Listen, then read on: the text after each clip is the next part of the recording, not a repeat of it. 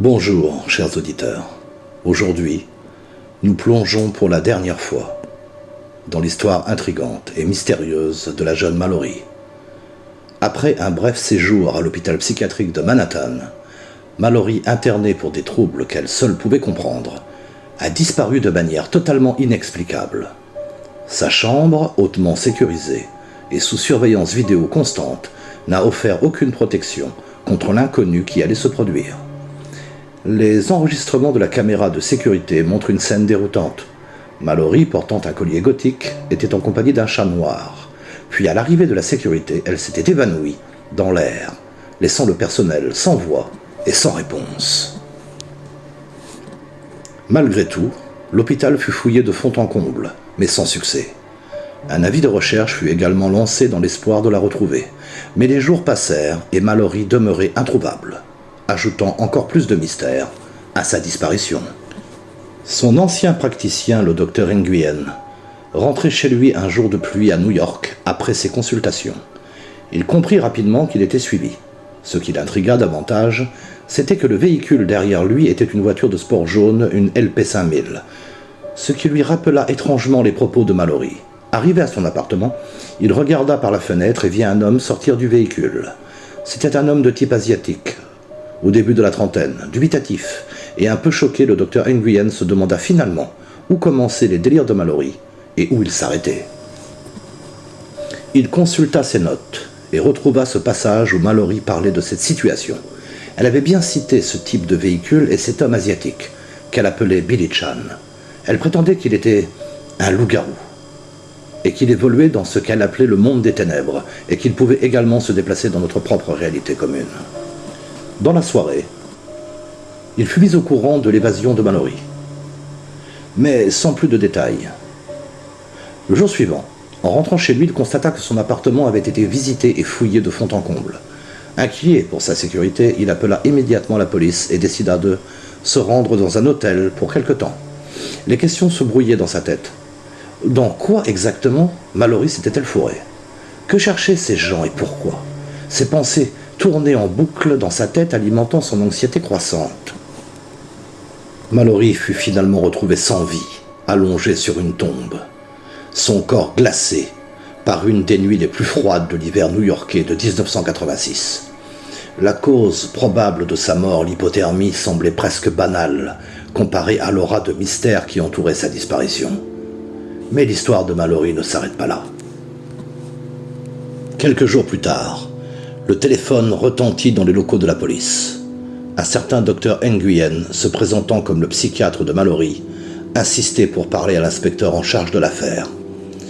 Sa voix tremblait légèrement lorsqu'il expliqua que la jeune femme lui avait rendu visite la nuit précédente, proférant des propos encore plus mystérieux et incompréhensibles qu'à l'accoutumée. Cependant, lorsque l'inspecteur lui annonça que Mallory avait été retrouvée sans vie 4 jours auparavant, le docteur Nguyen sentit un frisson glacé parcourir son échine. La pièce sembla tourner autour de lui et un effroi indicible s'empara de son être. Comment était-ce possible? Les paroles énigmatiques de Mallory résonnaient encore dans son esprit, plus vivantes que jamais, jetant une ombre sinistre sur la réalité elle-même. Le monde des ténèbres qu'elle évoquait n'était peut-être pas une simple invention de son esprit troublé, mais une porte vers des mystères bien plus profonds et terrifiants que quiconque aurait pu imaginer. Cette nuit-là, elle lui avait confié un melting pot de révélations dépassant l'entendement humain.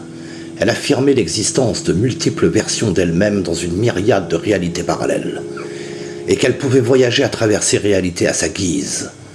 Dans certaines de ces réalités, disait-elle, elle possédait le pouvoir de les modifier ou même de les créer de toutes pièces. Mallory lui avait également avoué qu'il était le seul en qui elle avait eu confiance dans ce monde, et qu'elle lui en voulait pas de l'avoir fait interner, bien au contraire. C'était grâce à cette expérience qu'elle avait compris tant de choses. Puis, dans un murmure empreint d'une sérénité étrange, elle lui dit adieu, affirmant que l'amour était la chose la plus importante de l'univers. Elle expliqua qu'elle partait pour une aventure située au cœur de l'éternité des mondes, entre le merveilleux et les horreurs éternelles. Alors, sous les yeux incrédules du docteur Nguyen, elle disparut dans une sorte de brouillard éthéré, le laissant dans un état d'hébétude absolue. L'histoire de Mallory, pour ceux qui ont suivi cette série de vidéos, peut paraître incroyable et complètement folle. Et pourtant, elle est loin d'être unique. À travers les âges, de nombreux personnages semblent avoir possédé la capacité de modifier la réalité, voire de créer la vie elle-même.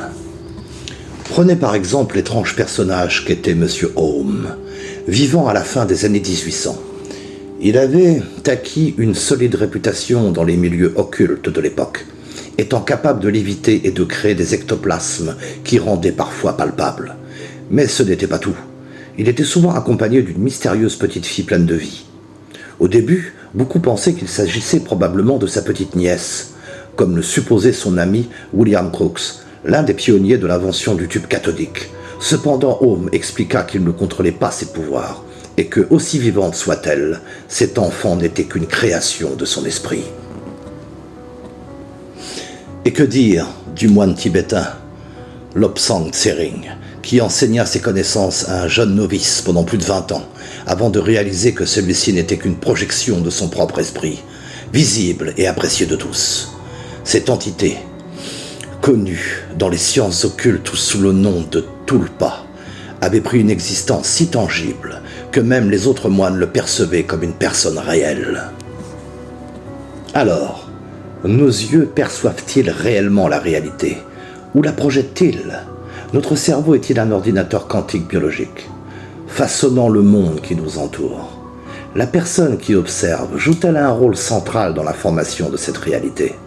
Vous connaissez sûrement l'expérience des fentes de Jung, qui remet en question notre compréhension même de l'observation, du réel. Je vous laisse à vos propres interrogations. Il est temps pour moi de rentrer à Rochefort-des-Brumes et de prendre un peu de repos. À bientôt pour de nouvelles histoires.